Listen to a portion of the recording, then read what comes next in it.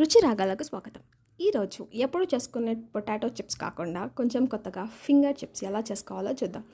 ముందుగా పొటాటోని ఇలా చూపించిన విధంగా కట్ చేసుకోవాలి. ఇలా కట్ చేసుకున్న తర్వాత ఒక 2 టైమ్స్ వరకు వాష్ చేసేసుకోవాలి. ఆ తర్వాత ఒక క్లాత్ పైన మంచిగా ఆరబెట్టేసుకోవాలి. ఇప్పుడు ఒక బౌల్ తీసుకొని అందులో 2 టేబుల్ స్పూన్ బియ్యం పిండి, 1 టేబుల్ స్పూన్ శనగపిండి, కొద్దిగా కారం, ఉప్పు, ధనియాల పొడి, జీలకర్ర పొడి, కొద్దిగా అల్లం వేసుకొని ఒకసారి కలుపుకోవాలి. ఇలా కలుపుకున్న మిశ్రమంలో ముందుగా కట్ చేసి పెట్టుకున్న పొటాటోస్ని వేసుకొని ఒకసారి కలుపుకోవాలి.